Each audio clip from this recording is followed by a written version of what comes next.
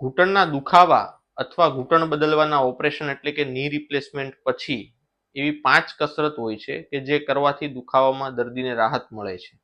એમાંની પહેલી કસરત છે જેનું નામ છે ક્વાડ્રિસેપ્સ સ્ટ્રેન્થનિંગ. ક્વાડ્રિસેપ્સ એ આપણા થાપાના ભાગે આવેલો આગળ એક મોટો સ્નાયુ હોય છે જેની મજબૂતીથી ઘૂંટણના દુખાવામાં આરામ મળે છે. આ કસરત કરવા માટે કોઈ ટોવેલને આ રીતે રોલ કરીને અથવા 1 લીટર પાણીની બોટલને ઘૂંટણના નીચે મૂકવામાં આવે છે. પછી ઘૂંટણ દ્વારા એને નીચે દબાવવામાં આવે છે. આ દબાવતી વખતે 5 સેકન્ડ હોલ્ડ કરવામાં આવે છે અને આવું 30 વખત કરવામાં આવે છે.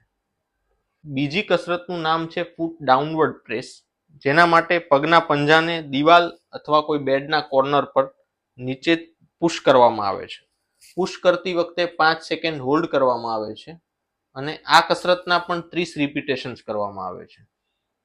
ત્રીજી કસરત છે સ્ટ્રેટ લેગ રાઇઝ, એટલે કે પગના ભાગને થાપાથી સીધો ઉપર કરવામાં આવે છે અને હવામાં 5 સેકન્ડ હોલ્ડ કરવામાં આવે છે. ફરી પાછું નીચે મૂકીને 5 સેકન્ડ થોભવામાં આવે છે અને ફરી 5 સેકન્ડ માટે હવામાં હોલ્ડ કરવામાં આવે છે અને આના પણ 30 રિપીટેશન્સ કરવામાં આવે છે. આ સમૂહની ચોથી કસરતનું નામ છે વીએમઓ સ્ટ્રેન્થનિંગ. વીએમઓ એક સ્નાયુ છે જે ઘૂંટણની અંદરની બાજુ હોય છે. આ કસરત એવા દર્દીઓ માટે ખાસ લાભદાયક છે જેમને ઘૂંટણની ખાલી અંદરની બાજુ દુખાવો હોય છે. આ કસરત આ રીતે બેડના કોર્નર પર અથવા ચેર પર બેસીને કરવામાં આવે છે. પગને ઘૂંટણમાંથી 90 ડિગ્રી વાળીને કોઈ પિલોને બંને પગની વચ્ચે રાખવામાં આવે છે અને પછી બંને પગથી એક પિલોને પ્રેસ કરવામાં આવે છે.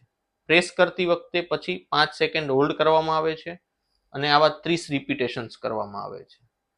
આ સમૂહની પાંચમી અને છેલ્લી કસરત છે સિટિંગ લેગ એક્સટેન્શન, કે જેમાં બેઠા બેઠા પગને ઘૂંટણમાંથી સીધો કરવામાં આવે છે અને 5 સેકન્ડ હોલ્ડ કરવામાં આવે છે.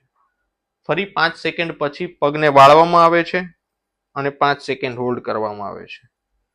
આ વસ્તુના 30 રિપીટેશન્સ કરવામાં આવે છે. આ બધી કસરત આઇસોમેટ્રિક હતી. એ પછી સ્નાયુની મજબૂતી માટે વજન દ્વારા પણ કસરત કરવામાં આવે છે.